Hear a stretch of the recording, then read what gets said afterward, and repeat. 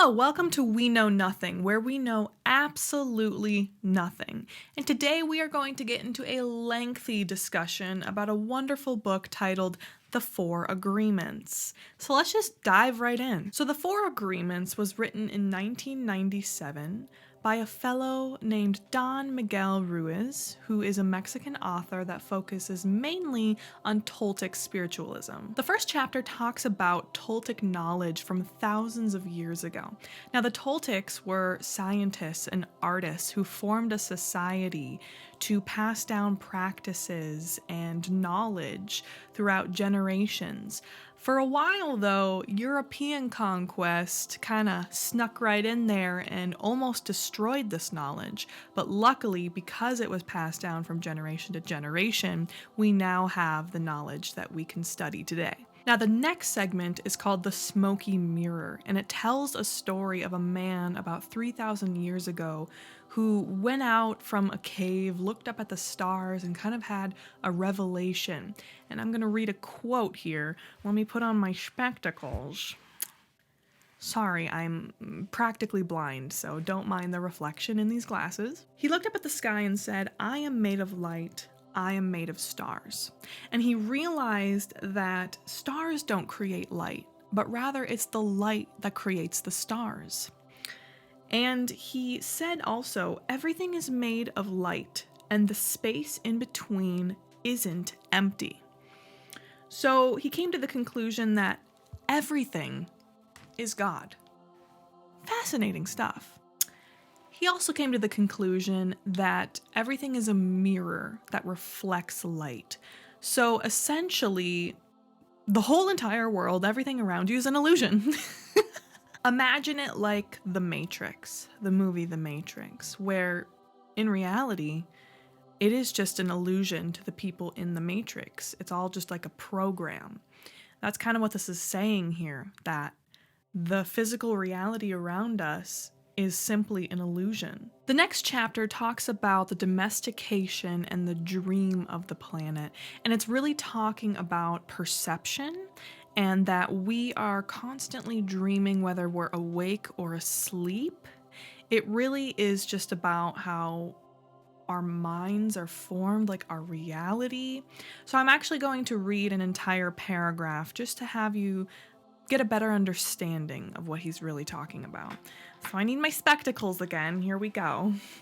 The dream of the planet is the collective dream of billions of smaller personal dreams, which together create a dream of a family, a dream of a community, of a city, a dream of a country, and finally, the dream of the whole of humanity. The dream of the planet includes all of society's rules, its beliefs, its laws, its religions, different cultures, and ways to be. Its governments, schools, social events, holidays. I mean, the list goes on. Essentially, what he's saying is it creates everything. The dream of the planet, what we see around us, what we are perceiving. It's all just one big encompassing thing, and it's all an illusion. So, the domestication essentially is us playing out our roles. So imagine a baby being born and they are shaped by their environment. They are shaped by their parents' beliefs and how they want their child to be. They are shaped by society's beliefs when they go to school, how they should act, basically who you should be. You are kind of just created by all those before you. It's a very common thing. It's just a cycle that has been happening for thousands of years. But imagine the trap that can cause. We can tend to go on autopilot and not really realize that we are creating our own realities. So the domestication, imagine a domesticated cat or domesticated dog or whatever, any animal. You're training them, right? You're training them to be domestic. That's what he's talking about here. And it seems so obvious, but yet people just let it happen. It's kind of terrifying. I'm sure many of you have felt the autopilot sensation of, I'm just moving along, doing what I'm supposed to be doing in society, and it makes you feel a certain kind of way. So in the book, I'd like to have a little bit of a maybe debate about one of Ruiz's statements. He essentially claimed that we didn't choose this life. Now, I've heard from several other people that their belief is that we did choose this life. So ponder that a little bit. Did we choose to be here? Is there some type of higher consciousness, higher being, I don't know, like a system in which we did choose this life, yet we have forgotten where we came from? Or did we not choose? Is it completely random? Hard to say. See, in this book, I feel like Ruiz is very matter of fact about these things, which makes a lot of sense. If he's taking things from Toltec Knowledge, he's applying it into his own life and telling people, this is what it is, this is how it should be. That can get a little tricky, a little dangerous. What I'm saying here is that, do we really know all the answers? We know nothing. So that is something I'd love for the comments to kind of have a little debate about. Did we choose this life? Didn't we? I don't know. I keep tapping this microphone. I am not used to having a microphone here. But besides that little tangent, the rest of the chapter goes on to talk about judgment and fear. Now, judgment is just a whole big mammoth monster thing to even go into, but I think we all know what judgment is, right? Everybody judges. You kind of have to judge certain things. Judge your perception of reality. Imagine a very basic judgment, like, I'm going to judge whether or not it is safe to drive outside. Maybe it's like raining really hard. I need to make that judgment, right? That's very basic. But then we can go into the judgment of others and, your dress is so ugly, just like such mundane baloney. Am I right? But another thing he really dives into is fear. And fear is what drives so many people in such a bad way. We are controlled by fear. Fear is something that just takes over, and it seems like you can't get out of it because you're afraid of so many things. You're afraid of judgment. You're afraid of failure. Just fear, man. What a little bitch. With all that being said, let's get into the first agreement, which is probably the most important one. And it is called be impeccable with your word. Now, what does that mean, be impeccable with your word? It essentially means everything you say and even think is extremely powerful, extremely important. Imagine affirmations, right? You tell yourself good things like, I am confident, I am beautiful, I am this, I am that. Very I am, right? Because you want to kind of train your subconscious and tell other people, this is what I am, and this is what I'm going to portray, and this is what's going to manifest. And that is very, very powerful stuff. I mean, imagine going up to someone and saying, you look beautiful today, rather than saying, you look really ugly or ridiculous or something. Like, the power of the word is insane. I mean, think of how many times you've gotten your feelings hurt by what someone has said. And even thought processes. I mean, come on. Imagine you are in a constant state of thinking really good, positive thoughts. Now, it's not always going to happen. We're human. Sometimes we have negative thoughts. Sometimes negative things happen around us, and it's not always going to be positive. But imagine if it was like a very continuous positive state of mind, and then the words that come out are also very good, and like things are just flowing, happy, good times. Good times, right? But again, bad times happen too. That's okay. Polarity. So I'm going to read another quote. Ruiz quotes from the Bible here. In the beginning was the Word, and the Word was with God, and the Word is God, from the book of John. Now that right there, in itself, very powerful words. The Word is God. The Word. Like, I don't know how I can just say this without being like, wow, this is crazy. Now, you might not believe in Christianity, the Bible, whatever. That's fine. I do think there is a lot of really, really wise teachings from the Bible that I think anyone could benefit from. So let's take the very popular metaphor of gardening. So the mind is very fertile ground, right? You're planting seeds constantly with what you are consuming in reality. You watch something on TV, let's say the news, and it's really negative, and you're putting that into your mind, into your subconscious. You are planting that seed of negativity. Now, it's hard to say how that seed will sprout and grow. We don't exactly know entirely until things start to happen. But just imagine that, what you're putting into your garden. What are you putting into your garden? Like, really think about it. Think about it with your impeccable words and your thoughts here. What is going into your garden?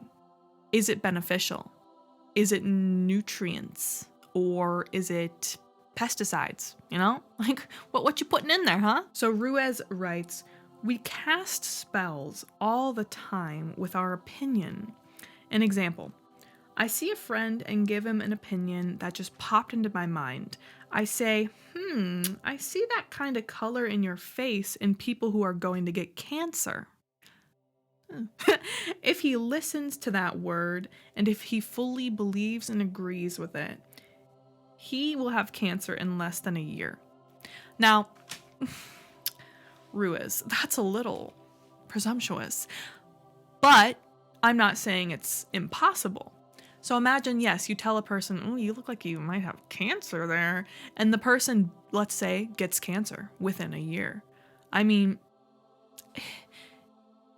it's very difficult because a lot of people will be like, well, that's just coincidence that he said, oh, you look like you're going to get cancer. And then the guy got cancer. Coincidence is a whole nother ball game. But I do believe that if you like fully believe in yourself, that, I probably got cancer, don't I? You're probably manifesting that into your body.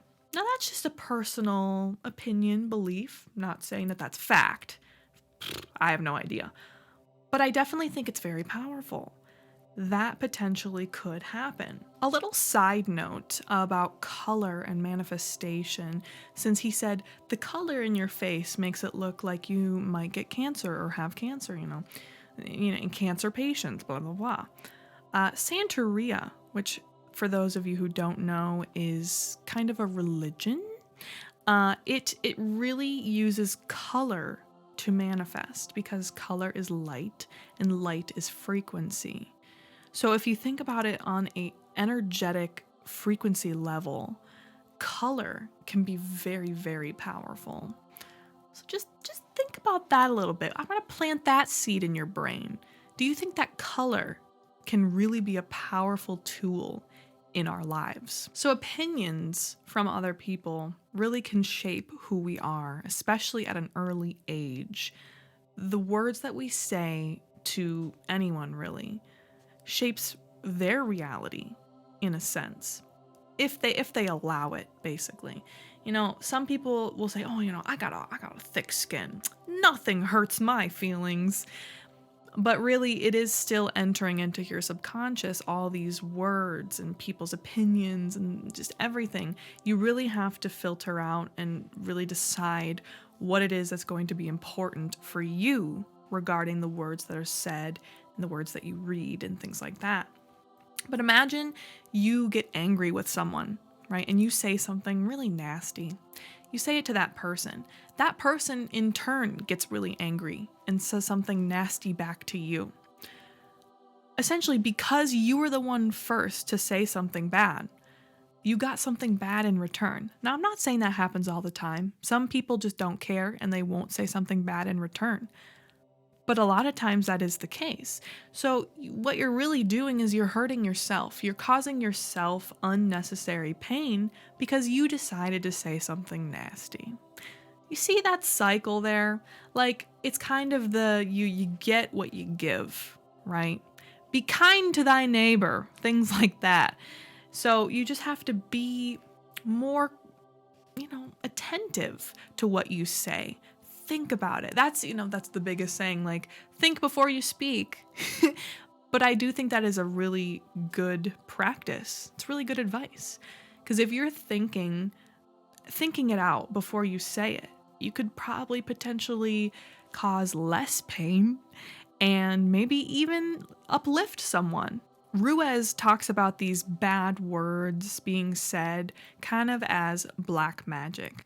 Now, I know black magic might ruffle some feathers. People might say, oh, black magic. God, no, I don't want to, not touching that. But don't think of it so much as like this terrible thing that's going to curse upon you. It's more so, think of it like, I guess, a metaphor or just something that's bad, right? Something that you probably shouldn't do. Don't do that, black magic. And maybe not gossip so much, because he refers to that as poison. Imagine you're poisoning your garden. You're putting them pesticides in there. You are gossiping a lot. Like, here's the thing. I've gossiped in my day. I still do every now and then. I feel like, oof, it is such a common thing. I don't particularly want to keep gossiping a lot, but I know that so many people do it. I mean, look at just social media, Twitter. I mean, I don't even have Twitter, but that, I can't even imagine how much gossip is on that platform, let alone any others. You know, it's just so many people do it. But what you're doing is you're enveloping yourself in usually hatred, judgment, things that just aren't really beneficial, things that are kind of, in my opinion, a waste of time. So why are we doing it so much? That's the question. Why are we doing such shitty things so often? I mean, just think of cancel culture, which is such a big thing right now. If someone were to go online, or if they just were found out that they had said something, maybe in their past even, because, you know, people go 10 years back on social media and be like, this person said such a bad thing.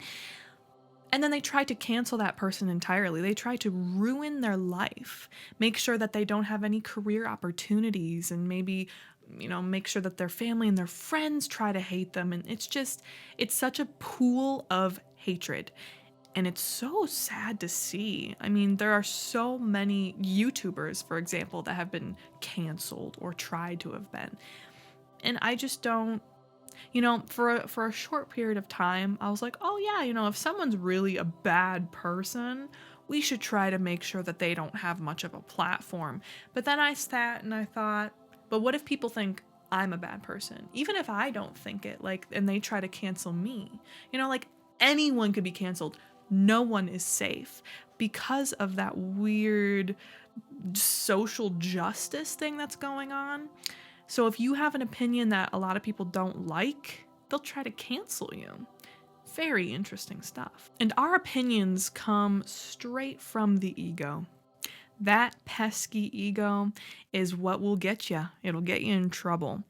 And I think that's the main thing about being impeccable with your word, is that do not let your ego get in the way. I know that can be incredibly difficult because we are beings that I feel like thrive on the ego a lot of times. I mean, look at, I put on some makeup for this video. I want to make sure I look decent for a video that's going online. That's the ego. And I'm well aware of that. And, you know, maybe one day I'll come on and look like a total slob. But even me saying I'm going to look like a slob is kind of the ego creeping in, being like, you think you look like a slob, huh? So that one, kind of hard to, you know, get rid of in a sense, kind of having an ego death. Very possible. You know, I've always wanted to become like a monk that goes up into the mountains and just meditates every day on top of a mountain and just not have an ego. But, you know, a little difficult in this day and age. It's fine. So essentially, just really pay attention to what you're saying. That is being impeccable with your word. The thing about impeccable is like, it's almost like perfection. But nobody's perfect, right? But you can try your very darndest to say the best things that you can say, right? You're going to slip up probably time to time. You're not going to always say the nicest things. I mean, you might though, and that's good. Good job. Good on you. But don't feel bad if you're not always perfect. Don't worry about that. You're good. And have some self-love. Like, actually love yourself. Change the way your thoughts are going, and it'll really change your entire reality. Now, the next agreement is don't take anything personally. This one, for me, personally, is very difficult sometimes, especially for those around me that I care most about. For some reason, my ego is like, I thought you're supposed to love me. And then, like, it's just, I do take things a little too personally sometimes. But essentially, like, our ego really gets in the way again. And we assume that everything is about us. We are such selfish creatures sometimes. Those assumptions are so strong in so many scenarios, and a lot of people tend to not ask questions. Guilty. I assume way too much. I'm working on that. But we don't ask, like, why or how. We just go, well, how dare you think this? Like, we project our thoughts and put it onto other people and say, well, this is clearly what you're thinking, right? And the person's like, no, what do you mean? There's always like that lack of communication there because we're always taking it personally. Ruiz even says, don't take nice things personally, which you might think, what do you mean? If someone says, you look really nice today, or your smile is so pretty, or, just something random, something nice. Your cooking is fantastic. Don't take it personally because, and now this is where, you might disagree with this, but since everyone has their own opinions, their own beliefs, they were raised and programmed a certain way, that's just their opinion. And you can say, oh, thank you, thanks. But don't let it inflate your ego, right? If someone says your cooking's fantastic, don't be like, well, I'm a top chef now. Gordon Ramsay, who? Like, that's where it gets you a little in trouble. And a lot of people tend to really think highly of themselves because they always are getting these compliments. So don't take it personally is what he's saying. Like, just, say thank you, acknowledge it, right? But don't dwell upon it and be like, I'm top shit. But another thing too is don't dwell on a bad thing said about you, because it's really how you perceive reality. So let's say someone comes up to you and says, you're the dumbest person I have ever met in my life. You don't have to take that. You can know yourself and say, well, no, I'm not. Like, you don't have to perceive it as, oh, well, maybe I am dumb. Like, oh, it hurts my feelings. Oh, don't take it personally, right? Because that person just has their own opinion and they're putting it on you. But you have to have your own opinions about yourself. And even the opinions about yourself, don't take personally. I know. You're like, what? Well then, what is the point? But it really is beneficial to just kind of be neutral in a sense. Just observe what is happening and what you are creating, and obviously do the best that you can with what you are projecting and creating. But don't let it get to you in a bad way or even too good of a way. Just be. That's what Ruiz is saying. Now, I'm not saying you have to do that for yourself, but it might be beneficial for some people to try that out. Human beings tend to be addicted to suffering. Now, think about it this way. People love watching the news, right? And most of the news is not happy stuff, but people still watch it anyways. It's like they're addicted to it. Or you're watching a psychological thriller or a horror movie or, something that's not the most pleasant typically, but we still are addicted to watch that stuff. Or even, for instance, suffering in the food that we eat. We are addicted to such trashy food, but we love it. We're addicted to it, even though it's causing suffering to our bodies physically. We are just addicted. And because of this, because it's such a common thing for just humanity, we kind of help each other suffer. We just accept it. We're like, you know what, this is fine. Everyone else is suffering, no biggie. We're all on this boat together, right? We should try to better ourselves a little bit more personally. Don't take that personally. Just saying. Humble opinions here. But yeah, we need to work on these things. We need to not love the pain so much because we are taking a lot of things way too personally. Now, the next agreement is don't make assumptions. We were just talking about assumptions. It goes hand in hand. All of these agreements, you will notice, flow together. They're all very similar, but they do have their differences. Now, a lot of people tend to think that their assumptions are truth. And trust me here. I thought that a lot of my assumptions were truth. I mean, when you really get into the moment, let's say you're in a heated argument, and you have all these assumptions running through your head, and you really believe it. Like deep down, you're just like, yep, that's facts, straight up facts, even though it's not. And what really is the truth, right? Everyone kind of has their own truth. So we need to keep asking questions. Ask people why they did the thing that they did. Why, or ask yourself, why does this upset me or frustrate me or annoy me, whatever. Ask, don't assume. I still to this day struggle with it so much. These things are things that need to be worked on constantly. It's not like a one and done, like, I did that once, good to go. No, it's like a continual work on yourself and try to put these into practice every single day type of situation. So the cycle that happens is that we assume something, right? We assume what the person is thinking or doing. And then we take that personally because we believe it's true. And then because we take it personally, typically we tend to say something about it with our word, right? So we're combining the first three agreements right there. Bang, bang, bang. It's a triple whammy disaster, what we're doing to ourselves and to others. And we do it out of fear. Going back to fear.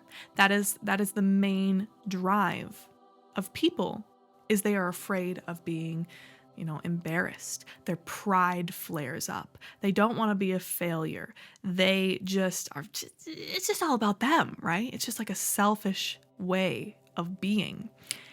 And we want to know things. We don't like the unknown, typically. We want to feel safe.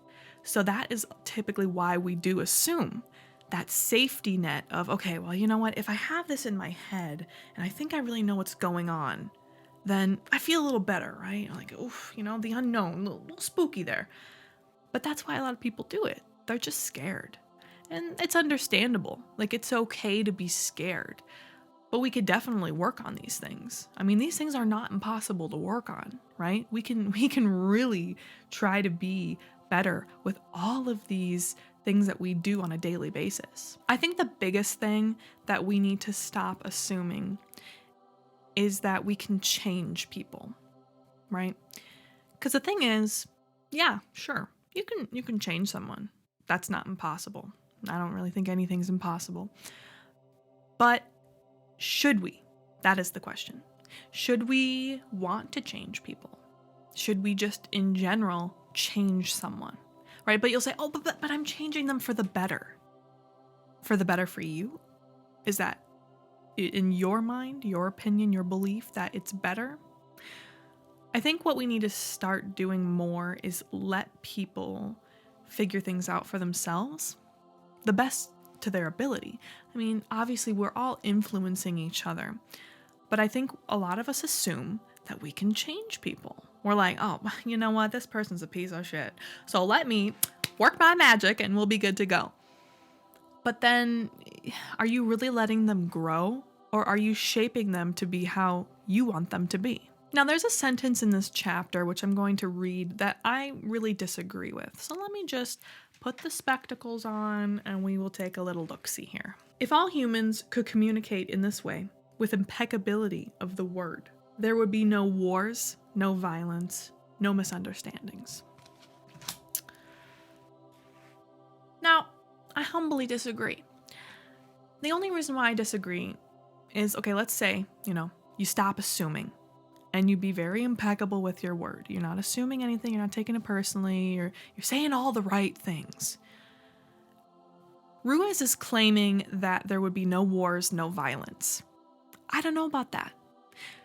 Because sure, you might still be able to say things in a good way, but people are still going to be violent. I feel like there might still be misunderstandings. That's kind of human nature. There is just violence. I mean, even in the animal kingdom, there is violence, like a natural kind of way. Like, for instance, a lion will kill its meal. That's kind of violent, right? So I think violence, I don't know if that's gonna go away.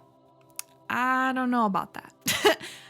Let me know in the comments what you think, because that to me is a very, very decisive statement of, okay, well, if you do this, then clearly violence will never exist again. I don't know, a little odd. Now, the fourth and final agreement is very, very simplistic. It is always do your best. Now you're thinking, well, duh, of course, I'm always gonna do your best, obviously. But think about it. Your best changes throughout your entire life. Let's take, for example, you're working towards a successful career. You're doing your best, the best that you can possibly do to get this career, to be successful with it.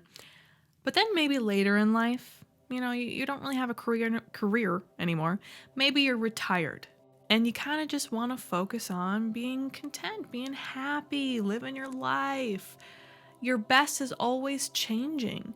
Even maybe, let's say, when you're trying to get this career, maybe you have a total 180 and you want something completely different. You don't want that specific career anymore, so then you're focusing on something else or building your own business or whatever. Your definition of doing your best will always be different. And that's okay. That's just natural for constant change throughout our lives.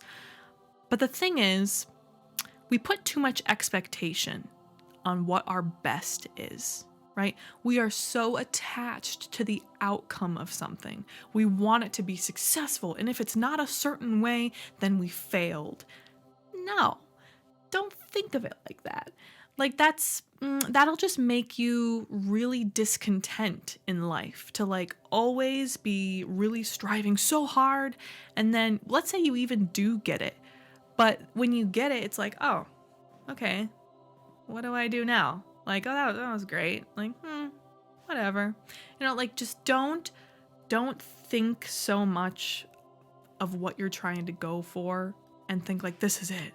This is my big break. Like, this is be the best thing in the world. Because I don't know, that's just, it's unfulfilling in certain kind of ways. Not saying that it's not good to have goals. Definitely good to have goals. Just don't be so attached to them, is what I'm saying and what Ruiz is saying. But hey, you do you. If you want to be stressy all the time, I wouldn't recommend it. But, that's something that if it works for you, okay. A big tip is letting go of the past. In order to do your best in the present moment, you need to let go of the past that's holding you back. Obviously, the past is a learning experience throughout your life. You learn as you go, and you use your past knowledge to propel yourself forward into the future.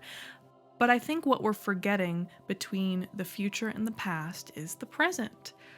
A lot of people don't tend to live in the present, and you're not enjoying the present moment. Again, good to have goals. Do not get me wrong there.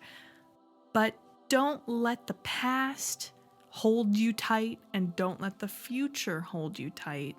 Try to have a decent balance in between them and kind of just live in the now to the best of your ability, of course. The Toltecs taught that the real goal is to transcend the human experience of suffering and pain and become kind of the embodiment of God.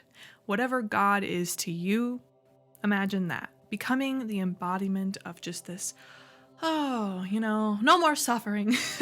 That is what the Toltecs believed. I think it's pretty good advice, Try your very best to be the very best, but not in like a toxic way, obviously, because you're not perfect. You're gonna mess up. You're not gonna have all these 4 agreements down to the fucking science, Because guess what? That pesky human experience coming right in like a fucking wrecking ball. It's okay though. Like don't let that get to you. Who knows, maybe some people who try this and practice this will really become so proficient that eventually it's just their life and nothing even affects them. Like they are perfect in the ways of these teachings. Not saying that that's going to happen. Again, humans. But if we do the best that we can do, well, what else could we do? There's just not much more there. So those were the 4 agreements. Now we're going to get into the next chapters, and the next one is breaking old agreements. Now this one talks a lot about freedom. What is freedom? What is freedom to you? And if you can acknowledge your lack of freedom in your own life, you can tend to manipulate the ways in which you aren't free in order to become free. And it's really just about the choices you make and also realizing your own personal responsibilities and realizing that we do have a sense of responsibility in a lot of ways, mainly for ourselves, but also let's say you have a family, you've got responsibilities there. You are born into societies in which you have certain responsibilities, right? Now, these responsibilities to a lot of people can tend to be like a prison where it's like, oh, my responsibility, I gotta pay my taxes and I gotta go do this. And I understand. Like, don't get me wrong, it is frustrating. But because we are born in where we are now, in this time and space, if you believe in that kind of thing, we do have responsibilities that we need to acknowledge, but also we can change and work around and kind of create our own perception of reality and not have it be so that we think, oh, I'm trapped in this, but more so I'm playing the game. I'm working with what I've got and working towards the best that I can do. Always do your best. We need to eradicate the parasite of fear. We need to work on ourselves, believe in what we can do. And it'll break all those old agreements. If we just have a little bit of belief in ourselves, think of the things we could do. I mean, come on. Even for myself, I'm just thinking like, let me tell you what. This channel, took a long time to come into fruition. Months upon months, because I was afraid, because I didn't believe in myself, because I thought, I don't think I'm good enough, and it's a lot of work, and oh God, I had all these fears. I didn't believe, but finally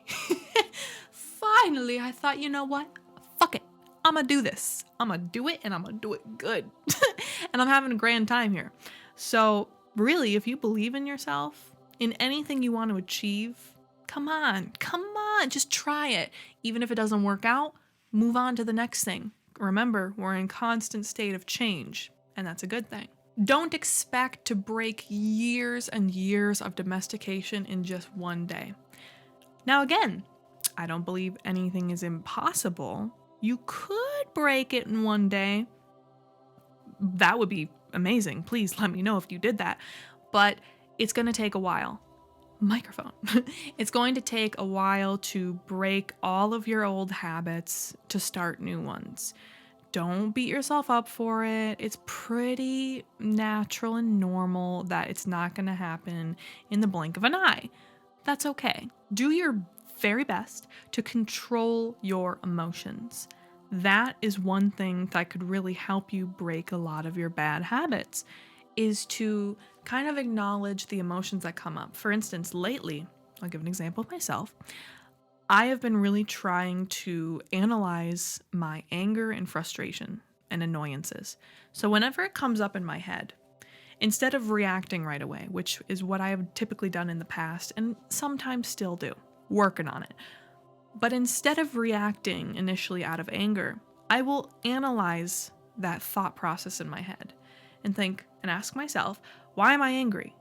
What's going on here? And I'm trying to reprogram the way I do things and the way I think just by asking myself questions and kind of trying to diffuse the situation in my own brain before it becomes a situation out in reality.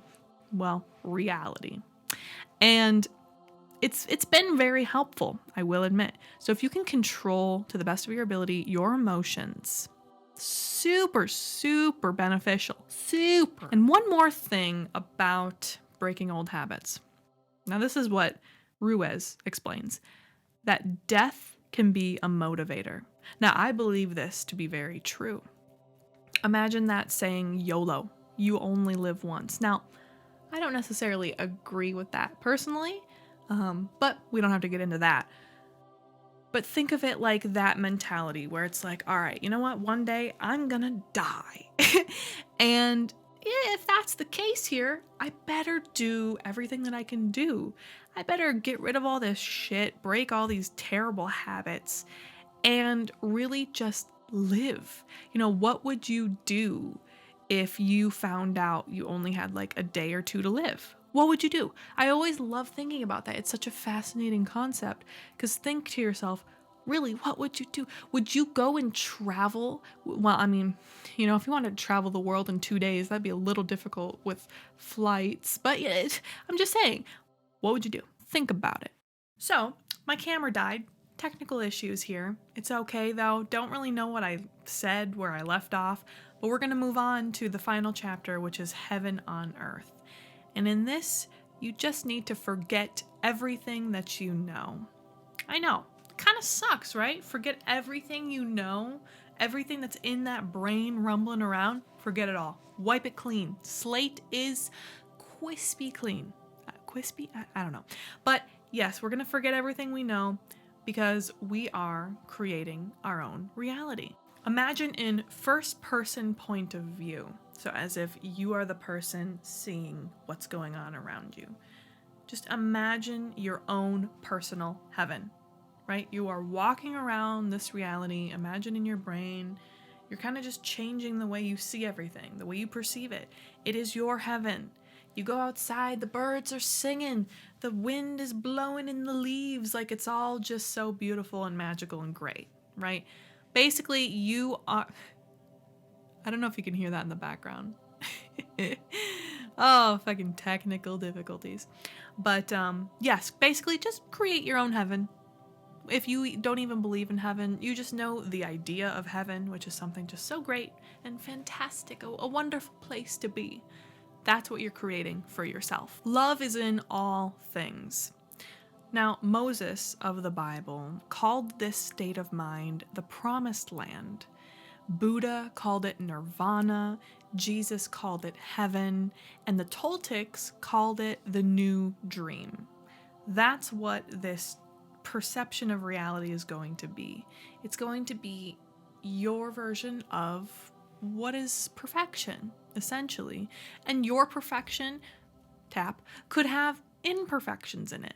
That could be your version of perfection. It is your perception. Let's get that hammered in.